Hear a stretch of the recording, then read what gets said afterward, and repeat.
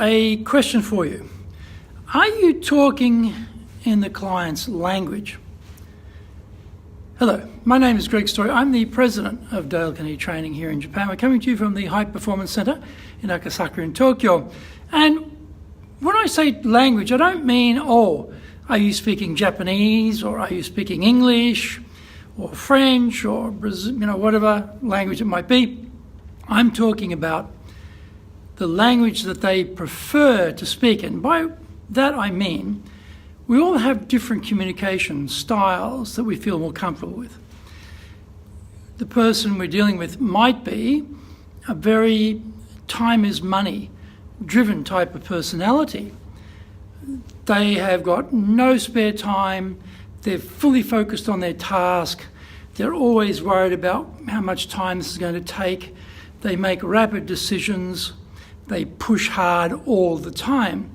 And if we turn up and we're taking our time to express what we want to say, and we're talking rather slowly and softly, we are just killing them.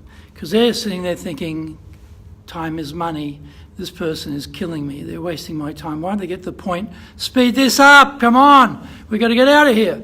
So we have to understand from the very start, what is the style of speech that our client prefers? So if we're sitting there and we notice that they're very high energy, they're very rapid speaker, they seem to be, always extremely busy type of person, we better lift our tempo. If you're not like that, that's going to be very painful. That's going to be really hard because that's not your normal behaviour set. But listen, this is the client. You've got to adjust to them. They're not going to adjust to you. So how can you change your speech pattern, lift your energy up, make it a higher energy, stronger voice than you'd normally speak in. Speak a little bit faster and be more authoritative. Now, that type of very time is money, go, go, go, driver type of personality, they have no problem with people being direct. They have no problem if you say, having listened to you, I can see now the things we need to do are boom, boom, boom, we should do it now, let's get it going. They will not be offended, they will not be upset, they'll be happy, because they'll say yes or no on the spot, and away we go, one way or the other. That's their style. Our job is not to be them. We're not going to have, personality problems because we're trying to live someone else's life. No. In that moment of the discussion, we harmonise with what they feel most comfortable with. If we talk about, I feel close to that person because they're like me, that's a very common thing. We're on the same wavelength. I can understand that person. I'm good with them. That is how we work. And when you're in sales, you better match their style if you want to make the sale. No, I'm not going to do that. I'm me. I'm a free spirit. I'm going to go with the muse. I'll be fine. Good luck with that. Let me know how that's working out for you. For the rest of us, we'll match the style and make the client feel as comfortable as possible. Now, the diametrically opposed opposite of that, time is money, go, go, go style of person, the buyer, is the amiable type. A lot of these in Japan, I would hesitate to say, but there are, I think. And it's that rather quietly spoken, not particularly boisterous, rather contained, not showing a lot of energy, not showing a lot of opinion, and looking for harmony, and very interested in the human relations part of things. They're the people you need in your company. When you've got a whole bunch of these driver types running around blowing everything up, you need some amiables to run around and glue everything back together again. They're the people who go up to you after the meeting and say, well, Greg, are you feeling okay with that meeting? Did you had a little bit of a discussion there with Taro, are you okay? They're gluing it all together. They're very, very concerned about how people feel. Their thinking is, we collectively as a team will win if we get everybody on the same wavelength and same spirit, and we move together as a group. Their job is to glue that group together all the time. They like that. So when we get to them, cup of tea. Let's have a cup of tea. Sit down. Get to know each other. Build a trust. Drop the voice like I just did then. You drop it right down. Take the energy out. And build a relationship first, build the trust. It takes longer. You're not going to get a rapid decision. But guess what? You are not going to change those people anytime soon. They have become like that, they're going to be like that, you better adjust to them. So what you're looking for there is, right, I need to change what I'm doing. Now I've got quite a lot of energy and I'm very passionate about what I'm doing here. I struggle with those people. Driver types, well, I'm a driver, so easy, right? But the opposite, the amiable types, man, that's hard for me. Hard to drop my voice, drop my energy, take my time, build the trust. I'm like, time is money, let's move it on. But it can't be like that. I've got to match how they feel comfortable. And if I make them feel comfortable and I build a trust, then we're likely to get somewhere in business. Another interesting one that's quite hard for me too, another one is the analytical type. The scientist, the lawyer, the CFO, the engineer, technical people who love 3 decimal places, 0.001. Fine with that. They are loving that. More of that, the better in life, they believe. I struggle with those people because they're very, very micro-focused and very detail-oriented. And so I'm not like that. I'm more of a big picture person. So when I'm with those people, I better come with data, statistics, evidence, proof, testimonials, back up what I say, because they want to see where's the data and proof on this claim you're making. So again, they tend to be not so assertive, but they're very micro-focused. Now, again, if you're not micro-focused like me, that's a struggle. But I've got to adjust. I can't say, hey, you should be more open-minded and big picture about things rather than so focused on the minutiae here. But that's how they are. They are detail-oriented people, and they're terrific at that, and that's a strength at any company, right? May not be your strength, but that's their strength, and you've got to match where they are feeling comfortable. So when you come out with 3 decimal places and all this proof, they're very happy. And they're going to analyse it. They're going to take their time, because that's what they do. And we have to understand that. Okay, this is not going to be a rapid decision. We're going to take some time here, but I've got to give them the proof to back up what I'm saying so they feel comfortable to go with what I'm offering. That's how they are. And the opposite to that, the diametrically opposed opposite of that, is the big picture person, the expressive. Now, these are often trainers, by the way, salespeople, actors, MCs, this type of thing, people who've got to be in front of an audience and project a lot. Now, they're very, very big picture, and typical with salespeople, right? Everyone who's in sales knows this. Nobody in sales wants to do the CRM, the customer relationship management, putting all that stuff into the database about what happened in the meeting. They don't want to do that. They want to go and be with another customer.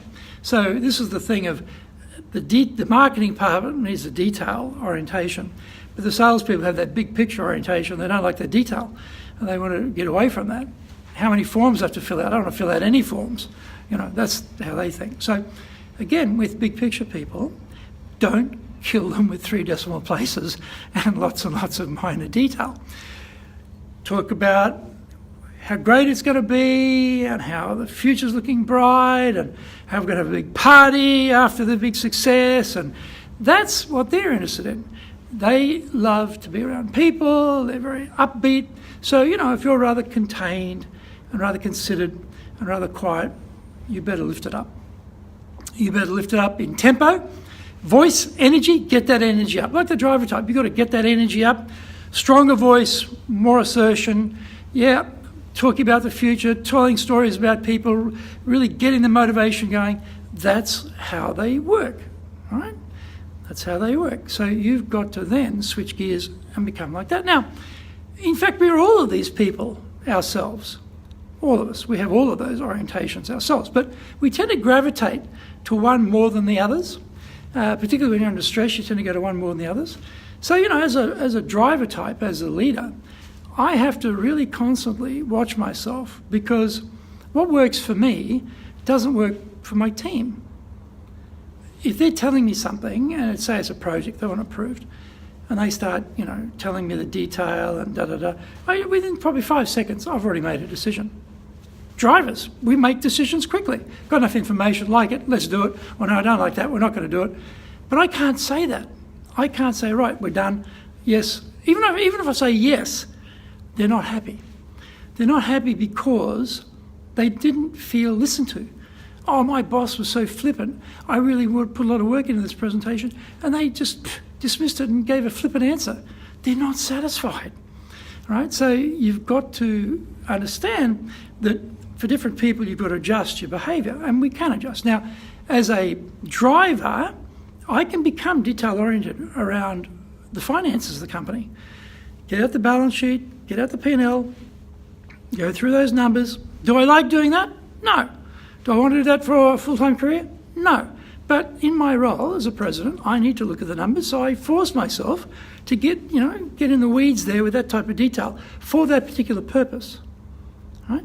And the same as a trainer or as a salesperson, I have to become more people-oriented. See, drivers are crash through or crash. People, no. Task, outcome. That's where we're going with this. The people come with us. But when you're an expressive type, you're up in that people part more. So I have to switch gears, and if I'm leading people, I've got to become more people-oriented. If I'm presenting, I've got to become more open and outgoing. In fact, as an introvert, like me, I'm actually an introvert, that's hard.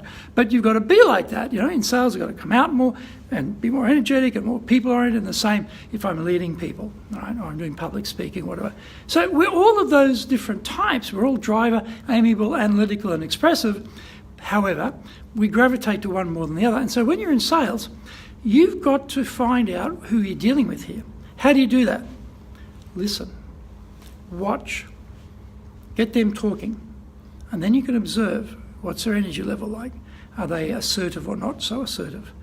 Are they people-oriented or are they task-oriented? So there's your quadrant, right there. High assertion, low assertion, high people, or high task. And you can basically plot them into one of those quadrants, roughly. But they're going to be more than one quadrant, but generally speaking, they have a preferred one. So all this is knowable. So if you know that, and you adjust what you're doing, then your potential client feels very much more comfortable with you, and they're more likely to do a deal with you as a consequence. But you've got to know these things. You've got to know, how would you know these things? Well, there's a number of ways you can know these things. One very good way, and I just happen to have it here with me today, is this book. Now, you can't read this because the way this thing works on Facebook Live, the book is back to front, but if you can read backwards or stick it against the mirror, you'll be perfect. Anyway, it's Japan Sales Mastery. I published this last year, and it's the product of over 30 years of working in Japan, selling in Japan, and understanding all the problems we face, particularly with Japanese buyers. This was written to deal with Japanese buyers. I mean, it probably applies to every buyer around the world as well, but particularly there are some idiosyncrasies here about Japanese buyers, which I cover. So get this book on Amazon, Japan Sales Mastery. This will help you a lot in learning how to deal with clients, and also a lot of the detail that is out there that give you the knowledge. Because, most salespeople, they're just not trained. They're just not invested in, they're not helped, they're left to their own devices, they've got to work it out themselves, and you're not going to find any other book out there that's going to help you on Japan. Roger March wrote the last book on selling in Japan 30 years ago, and this is the latest book by me. It'll probably be the only book for the next 30 years because it's so specific to the Japan market. But this is where you're going to go for knowledge. There's only one book available, this is it, buy it and read it. And this will help you tremendously. But you may not like reading so much, you might prefer videos. If that's the case, then we have on our website different things there. We've got videos, we've got white papers, we've got all sorts of things there, but we have a specific thing on YouTube for our Japan Dale Carnegie TV with videos, especially videos there. So Japan Dale Carnegie TV. Go to YouTube, punch that in, and you'll see a whole section there on sales. You can look for stuff there. It's got other things as well, but if you're looking at your sales, or it might be on the website, which is enjapan.dalecarnegie.com, enjapan.dalecarnegie.com. As I said, we've got ebooks, we've got white papers, we've got resources, we've got stuff there for you. Again, knowledge, giving you knowledge to help you be more successful. And then those who like to listen, you're on the gym, you're working out, you like to listen to podcasts, or you're running, or whatever it is you're doing, multitasking, right? We're all multitasking today. Well, iTunes has got my podcast, which is the Sales Japan series, the Sales Japan series there. Go to iTunes, punch in the Sales Japan series, and you've got 118 podcasts there. Now, that's a lot of podcasts with a lot of information for someone in sales. And if you're not invested in, podcast is free, YouTube videos free. My book's not free, but it's a peanut anyway. The cost is nothing. It's not very expensive. The other thing, you go to our website, lots of stuff there, all free. There's no excuse for you not to invest in yourself and become a better salesperson, become more professional. If you want to get really serious, come do our training. We have a number of things. Sales leadership is a program we run for sales leaders, and we do that as an in-house program because it's so specific. It works very well for in-house training delivery. So if you've got a big sales organisation, a lot of sales leaders, then our sales leadership program, sales leadership course, perfect for you. Or you might be an individual, you might be someone who's been in sales for a while but never been invested in, never been shown any love by your companies or left your own devices. Okay, you might see if your company can bring in something like our 3-day Sales Advantage program, or we deliver it over 8 weeks. It's either 8 weeks, once a week, 3.5 hours a time, or we do it as a 3-day immersion program. That's the full bottle. That's everything. But then sometimes people don't have time for 3 days or don't want to do the 8 weeks. We have a 2-day program called Sales Power. There's one coming up in February, actually. Sales Power, excellent program. That's the full sales cycle without the prep and without the follow-up, but the main guts of the sales cycle. 2-day program, Sales Power. Or it might be something simply more than a 1-day program. So we do the Sales Booster, which is the first 3 stages of the sales cycle. Build trust, how to ask intelligent, well-designed questions, and how to provide the solution. So we've got a number of things there. Plus there's one more, which is sales presentation skills. So what I found is often I'm giving a talk to more than one person. It's a buying group. So how do I present? Often we're sitting down, or if it's a bigger group, we're standing up. So this is presentation skills. And, salespeople don't even get sales training, let alone presentation skills training. So again, you've got to go and invest in these things and get your company to invest in these things for you and get that presentation skills facility going for you in the sales area. Life gets a lot easier. When you know what you're doing, sales is not difficult if you know what you're doing. There are some resources available to you. Some are free, some are not free, some are in-depth, some are more tactical, but it's there. The point is, become a professional. If you're in sales, get into sales, become a professional. If you don't want to be a professional in sales, well, get out.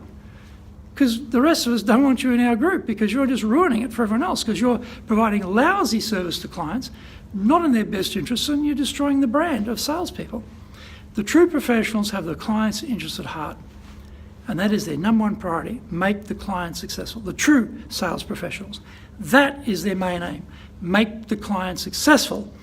And as a result of that, they know they will become successful. Very simple process, but a lot of people miss that point. They get it around the wrong way. They think it should be for themselves, and the client's just a means to the end. No. Client interests come first. We will do well if we help them. Zig Ziglar was a great sales trainer. He said, you'll get everything you want in this life if you can just help enough other people get what they want. You can get everything you want in this life if you can just help enough other people get what they want. What a fantastic summation of how we should approach sales.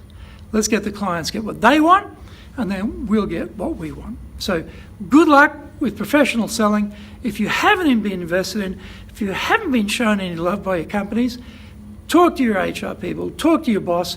If that doesn't work, look at the resources anyway, but come and get some training from us. We will turn it around for you. We will help you, and your job will get so much easier. Good luck with that.